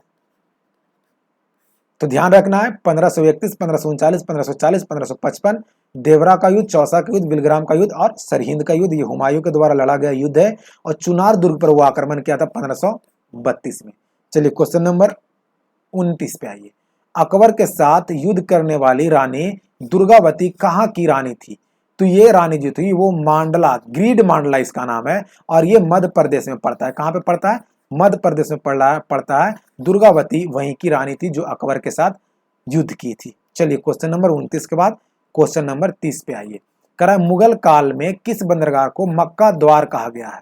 तो मक्का द्वार कहा गया है सूरत को। मुगल काल में सूरत को कहा गया है मक्का द्वार। उसके बाद सल्तनत काल का जो फेमस बंदरगाह था उसका नाम था देवल। क्या नाम था? देवल। याद रखिएगा, सल्तनत काल का फेमस बंदरगाह का क्या नाम था? तो देवल। और गुप्त काल का जो फेमस बंदरगाह था उसका नाम था ताम्रलिप्ति। क्या नाम था? ताम्रलिप्ति। गुप्त काल में, सल्तनत काल में देवल, और मुगल काल का सूरत, जिसे बाबुल का मक्का या मक्का द्वार कहा गया है। चलिए आते हैं अगले क्वेश्चन पे। 30 नंबर क्वेश्चन के बाद क्वेश्चन नंबर 31 पे आइए। क्वेश्चन नंबर 31 क्या कर रहा है वो देखिए। कह रहा है किस फ्रांसीसी को भारत में फ्रांसीसी कंपनी का संस्थापक माना जाता है? तो फ्रांसीसी कंपनी का संस्थापक माना जाता है कोलवर्ट को, और फ्रांसीसी कंपनी का स्थापना 1664 में भारत में होता है। वास्को डी गामा 1498 में भारत आया, दूसरी बार 1502 में वो भारत आया, और उसका निधन भारत में ही हो गया। अल्मेडा जो था वो पहला पुर्तगाली वाइसराय बनकर भारत में आता है, और ब्लू वाटर पॉलिसी को अपनाता कौन है? अल्मेडा के द्वारा ही अपनाया जाता है। तो ये सारे फैक्ट्स आपको याद रखने हैं। चलते हैं 32 नंबर क्वेश्चन पे। 32 नंबर क्वेश्चन क्या कर रहा है कि किस ब्रिटिश गवर्नर जनरल पर महाभियोग जैसी मुकदमा चलाई गई थी? तो महाभियोग जैसी मुकदमा जो चलाई गई थी वो वारेन हेस्टिंग के पर चलाई गई थी। ईस्ट इंडिया एक्ट 1784 के खिलाफ ये इस्तीफा देकर इंग्लैंड जब जाता है तो वर्क के द्वारा, किसके द्वारा? वर्क के द्वारा इस पे महाभियोग जैसी प्रक्रिया चलाई जाती है, जबकि 1795 में इसे महाभियोग जैसी प्रक्रिया से मुक्त कर दिया जाता है। वारेन हेस्टिंग से बहुत सारे क्वेश्चन आते हैं। 1773 का रेगुलेटिंग एक्ट, 1773 के रेगुलेटिंग एक्ट इसके समय में आता है, और 1773 के रेगुलेटिंग एक्ट के तहत यह प्रावधान बन के आता है कि बंगाल के गवर्नर को बंगाल का गवर्नर जनरल कहा जाएगा। इस प्रकार से यह बंगाल का अंतिम गवर्नर और बंगाल का प्रथम गवर्नर जनरल बनता है। बंगाल में 1773 के रेगुलेटिंग एक्ट के तहत ही 1774 में एक उच्च न्यायालय का गठन किया जाता है। वारेन हेस्टिंग के समय में ही 1781 में कलकत्ता में एक मदरसे की स्थापना किया जाता है, जबकि 1782 में बनारस में एक संस्कृत विश्वविद्यालय की स्थापना किया जाता है। वारेन हेस्टिंग के ही समय में जेम्स अगस्टन हिक्की के द्वारा 1780 में, कब? 1780 में भारत का पहला बंगाल गजट पत्रिका प्रकाशन किया जाता है। ये वारेन हेस्टिंग के समय की और घटना क्या है तो 1784 में एशियाटिक सोसाइटी ऑफ बंगाल की स्थापना सर विलियम जोन्स के द्वारा किया जाता है। वारेन हेस्टिंग के समय में गीता का अनुवाद अंग्रेजी में विलियम विल्किंस के द्वारा इसी के समय में किया जाता है। अभी और इससे संबंधित घटना है कि इसके समय में एक बंगाली ब्राह्मण राज नंद कुमार पे गलत आरोप लगा के उसे फांसी की सजा दे दी जाती है, जिसे न्यायिक हत्या के नाम से जाना जाता है। वारेन हेस्टिंग के समय में ही सुरक्षा प्रकृष्ट को नीति या घेरे की नीति को लाया गया था। देखिए इतने सारे कंटेंट को मैंने आपको सिर्फ 1 मिनट भी नहीं हुआ होगा और मैंने आपको दिया है। अगर आप इतने सारे कंटेंट को आप खुद से पढ़ते हैं तो पता नहीं कितने किताब को आप पलटिएगा, कितने पन्ने को पलटिएगा, और पता नहीं आपको ये सारे कंटेंट मिलेंगे या फिर नहीं मिलेंगे। लेकिन हमने आपको बस 1 मिनट के अंदर इतने सारे कंटेंट का रिवीजन कराते हैं, नए नए कंटेंट आपको देते हैं। तो कम से कम इस बात को लेकर हमारे वीडियो को लाइक करें, दोस्तों में शेयर करें, और अगर हमारे चैनल को अभी तक सब्सक्राइब नहीं किए हैं तो चैनल को सब्सक्राइब ज़रूर करें। बहुत मेहनत लगती है ऐसे वीडियो बनाने में, तो कम से कम आप वीडियो को लाइक ज़रूर करें। आप खुद सोचिए कि इतने सारे मैटर को आपको पढ़ने के लिए बहुत सारे बुक के पन्ने पलटने होंगे, जबकि मैंने आपको 1 मिनट में दे दिया, ये सारे कंटेंट आपको याद करा दिया। ठीक है, तो वीडियो को लाइक करें और दोस्तों में शेयर करें, और जो भी आपको ज्ञान इससे मिल रहा है उसे आप अर्जित करें और अपनी तैयारी को दिन ब दिन बेहतर बनाते जाएं। चलिए क्वेश्चन नंबर 32 के बाद क्वेश्चन नंबर 33 पे आते हैं। 33 नंबर क्वेश्चन करा 1857 के क्रांति में भाग लेने वाले सैनिकों की संख्या सर्वाधिक कहां से थी? तो सैनिकों की सर्वाधिक संख्या जो थी वो अवध से था। अवध को अंग्रेज दुधारू गाय कहते थे। क्या कहते थे? दुधारू गाय कहा करते थे अवध को, है ना। तो ध्यान रखना सबसे ज्यादा जो संख्या थी कहां से थी तो अवध से थी, है ना। ध्यान रखना 1857 के समय में 1857 को लेकर मैं एक वीडियो बनाऊंगा, एक पूरे टॉपिक को मैं पढ़ाऊंगा, क्योंकि इससे बहुत सारे क्वेश्चन एग्जाम आते हैं। चलिए आते हैं क्वेश्चन नंबर 33 के बाद 34 पे। करा डेक्कन एजुकेशन सोसाइटी की स्थापना किनके द्वारा किया गया था? तो डेक्कन एजुकेशन सोसाइटी की स्थापना बाल गंगाधर तिलक के द्वारा किया गया था। बाल गंगाधर तिलक 1916 में आपको नारा देते हैं स्वराज मेरा जन्मसिद्ध अधिकार है, स्वराज मेरा जन्मसिद्ध अधिकार है। इनकी दो पत्रिका, एक है मराठी और एक है मराठा और एक है केसरी। केसरी केसरी आपका मराठी भाषा में और मराठी जो है वो अंग्रेजी में प्रकाशन किया गया था। भारतीय अशांति का जनक इन्हें कहा जाता है, ऐसा कहा गया था वैलेंटिना सिरोल के द्वारा, ऐसा इनको कहा गया, उपाधि दिया गया था। उसके बाद आप आइए ये दयानंद सरस्वती पे। तो दयानंद सरस्वती आर्य समाज के संस्थापक हैं और इन्होंने ही सबसे पहले स्वराज शब्द का प्रयोग किए थे। चलिए आते हैं क्वेश्चन नंबर 34 के बाद क्वेश्चन नंबर 35 पे। 35 नंबर क्वेश्चन क्या कर रहा है, हिंदी का प्रथम समाचार पत्र उदंत मार्तंड का प्रकाशन कहां से किया गया था? तो जुगल कुमार, ये क्या नाम है उनका, जुगल किशोर शुक्ल के द्वारा, शायद कुछ ऐसा ही नाम है या फिर मिस्टेक हो रहा होगा। तो ध्यान रखिएगा कि ये जो पत्रिका है वो कोलकाता से प्रकाशन किया जाता था। कौन सा? उदंत मार्तंड, जो आपका हिंदी का प्रथम पत्रिका था। चलिए क्वेश्चन नंबर 35 के बाद आते हैं क्वेश्चन नंबर 36 पे। निम्नलिखित में से किस कारागार में राम प्रसाद बिस्मिल को फांसी दी गई थी? तो राम प्रसाद बिस्मिल को गोरखपुर जेल में फांसी दिया गया था, ऑप्शन नंबर डी हो जाएगा। जबकि लाहौर जेल में फांसी दिया गया था भगत सिंह, सुखदेव और राजगुरु को। गोरखपुर जेल में राम प्रसाद बिस्मिल को फांसी दिया गया था चौरा चौरी हत्याकांड के कारण। 1922 में चौरा चौरी हत्याकांड की घटना घटती है। आइए क्वेश्चन नंबर 37 पे। 37 नंबर क्वेश्चन कर रहा है सर्वप्रथम स्तूप शब्द का जिक्र कहाँ पे मिलता है? स्तूप शब्द का जो वर्णन है वो सर्वप्रथम कहाँ पे मिलता है? तो स्तूप शब्द का वर्णन जो है वो सर्वप्रथम ऋग्वेद में मिलता है। ऋग्वेद में स्तूप शब्द का सबसे पहला वर्णन मिलता है। ऋग्वेद से संबंधित क्वेश्चन मैंने आपको बहुत बार कराया है, तो आज ऋग्वेद से संबंधित क्वेश्चन नहीं कराएंगे, कभी आएगा तो कराएंगे। जातक में क्या मिलता है? तो जातक में बुद्ध के पुनर्जन्म की कहानी मिलता है। शुद्ध पिटक नहीं, सुत पिटक। क्या पिटक? सुत पिटक। सुत पिटक की रचना किया गया किसके द्वारा? तो आनंद के द्वारा। किसके द्वारा? आनंद के द्वारा। वहीं उपाली के द्वारा अभिधम पिटक, उपाली के द्वारा ये सुत पिटक, विनय पिटक, विनय पिटक, विनय पिटक की रचना उपाली। और अभिधम पिटक की बात करें तो इसकी जो रचना किया गया था वो मोगनी पुत्र तिस्त के द्वारा किया गया था। सूत पिटक और विनय पिटक की रचना पहली बौद्ध संगीति में और अभिधम पिटक की रचना तीसरी बौद्ध संगीति में होता है। अथर्ववेद से संबंधित क्वेश्चन जानिए। इसका जो उपनिषद, ये आपका क्या बोलते हैं, ब्राह्मण वेद है, वो है आपका गोपद और इसे ब्रह्मवेद के नाम से भी जाना जाता है। चलिए क्वेश्चन नंबर 38 पे आइए। किस स्थान से मानव के साथ कुत्ते को दफनाने का प्रमाण मिलता है? तो मानव के साथ कुत्ते को दफनाने का प्रमाण जो मिलता है वो बुर्जहोम से मिलता है। यहाँ पे थोड़ा लिखा हुआ मिस्टेक है, बुर्जहोम से मिलता है। और यहाँ से गड्ढा घर भी मिलता है जो जम्मू एंड कश्मीर में है, ध्यान रखिएगा। कोलडीहवा से मिलता है चावल का साच। और राखी गढ़ी जो है अब तक हरियाणा में है, ये कहाँ पे है? हरियाणा में है। राखी गढ़ी अब तक भारत में खोजा गया सिंधु सभ्यता का सबसे बड़ा स्थल है भारत में, ध्यान रखिएगा।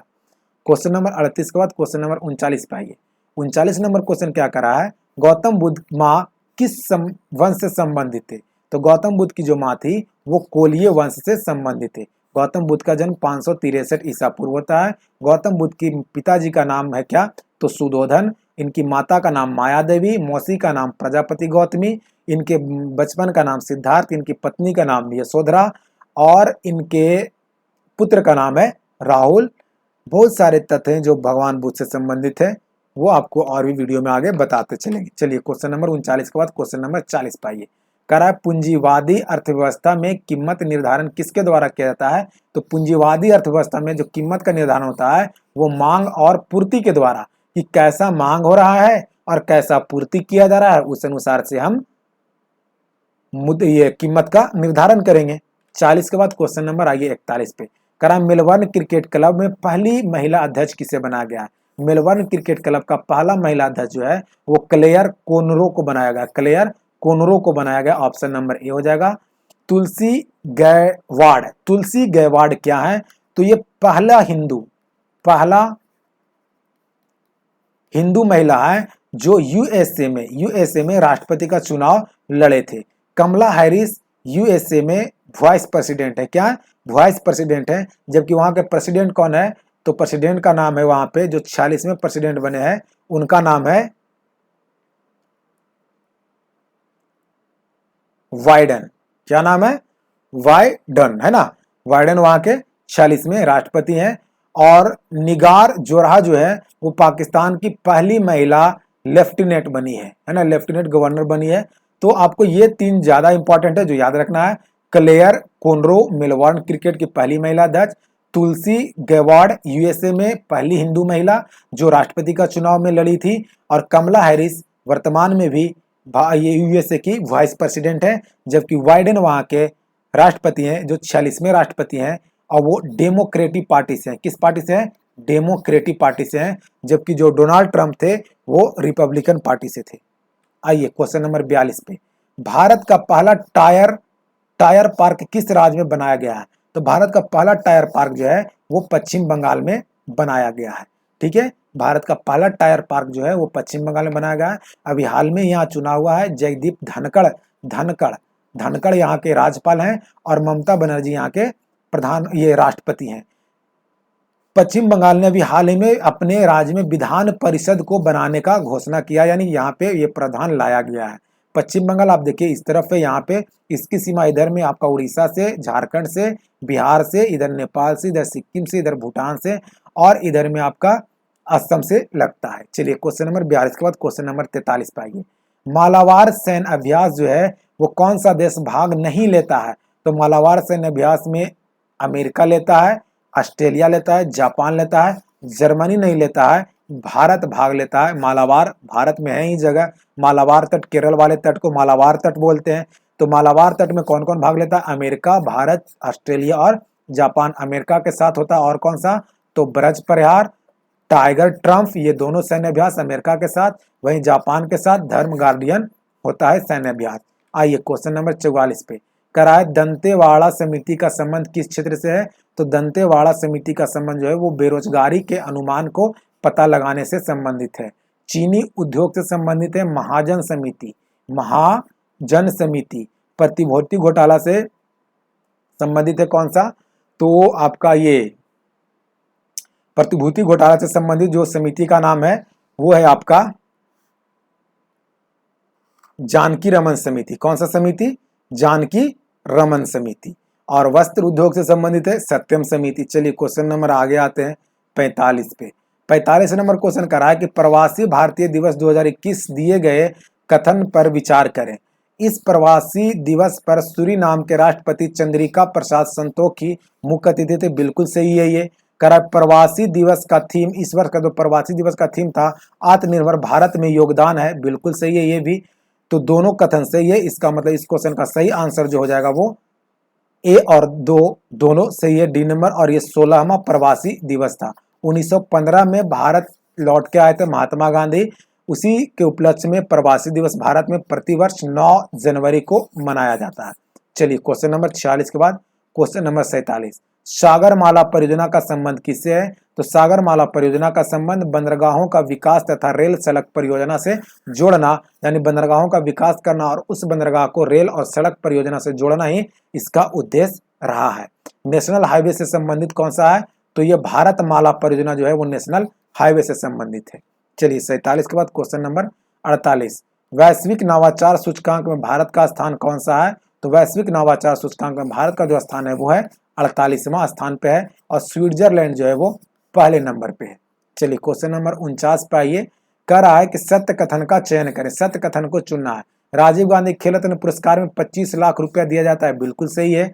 द्रोणाचार्य लाइफ टाइम श्रेणी में 10 लाख रुपया दिया जाता है, ये गलत है। द्रोणाचार्य का जो है नियमित वाला जो श्रेणी है ना उसमें 10 लाख दिया जाता है, जबकि लाइफ टाइम वाला में 15 लाख दिया जाता है। तो केवल एक ऑप्शन सही है, पहला विकल्प सही है, यानी एक केवल सही है। ऑप्शन नंबर ए सही हो जाएगा। राजीव गांधी खेल रत्न पुरस्कार इस बार 5 लोगों को दिया गया। वो 5 लोग कौन कौन से हैं ध्यान रखिएगा, ये नाम पूछा जाएगा एग्जाम में।